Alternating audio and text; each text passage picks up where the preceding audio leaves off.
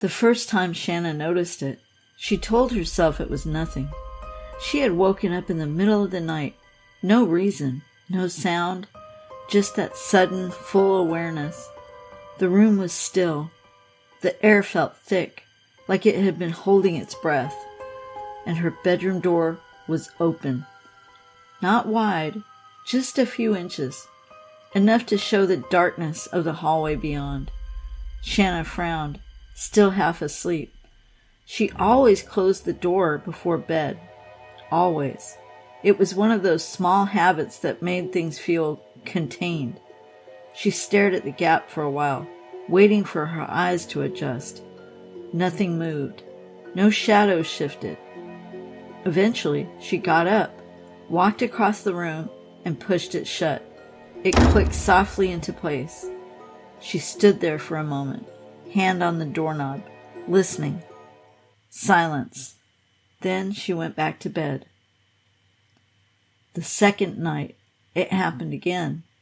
This time, she woke up with a strange feeling already in her chest, tight, like she'd been startled awake by something she couldn't remember.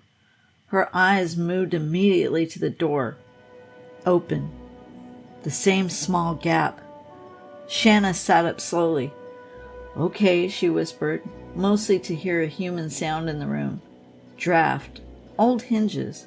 She got out of bed, more awake now, and stepped into the hallway. The house was dark. Quiet. Completely ordinary. She checked the front door. Locked. Windows. Closed. No sign of anything unusual. When she returned to her bedroom, she closed the door firmly, tested the latch. It held. That night, she dragged a chair over and wedged it under the handle. The third night, the chair was still there, pushed neatly aside, and the door was open. Wider this time. Not a crack, enough that she could see a slice of the hallway wall. Shanna didn't move, didn't breathe. She stared at the chair. It wasn't knocked over. It wasn't broken. It had been moved. Carefully. Quietly. Her heart started to pound, slow and heavy. "Hello?" she called, her voice thin. No answer. She reached for her phone. No missed calls. No alerts. Nothing to explain why she was awake. Just that same awful stillness.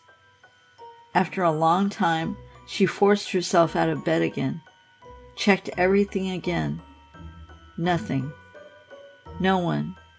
When she came back, she didn't bother with the chair. She closed the door. But this time, she locked it. The next morning, the lock was undone. Shanna didn't sleep the fourth night. She sat upright in bed, lamp on, watching the door. Midnight came and went. 1 o'clock. 2. The house remained silent.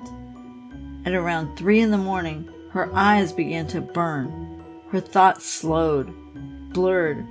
Her head dipped once, just for a second, and she jerked awake.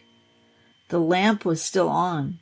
The room was unchanged, except the door was open. Just a little. Shanna's throat tightened. "No," she said softly. "No, no, no." She stared at it, refusing to blink, and then, very slowly, the door moved. Not a swing, not a creak, a controlled, deliberate shift, as if something on the other side were pushing it open, carefully, quietly, inch by inch.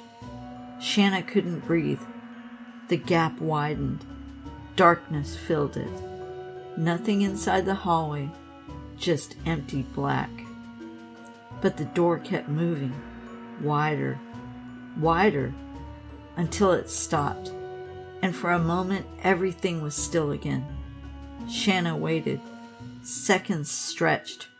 Her ears rang with the sound of her own pulse. Then, a soft sound. Not from the hallway, from inside the room. Behind her, a faint shift, fabric rustling against fabric. Shanna's eyes moved, slowly, toward the mirror on her dresser, and in the reflection, her bedroom door was closed, tightly shut, but something was standing between her and it. Something tall, still, facing her, not moving, not breathing, just there, watching. Shanna didn't turn around. She couldn't, because the reflection wasn't showing her something in the room. It was showing her something that shouldn't be there at all. As she stared, frozen, the thing in the mirror did something that the creature didn't. It tilted its head, just slightly. Curious, like it was trying to understand Shanna. The next morning, Shanna's bed was empty. The bedroom door was closed, locked from the inside, and the chair was back under the handle, exactly where she'd left it.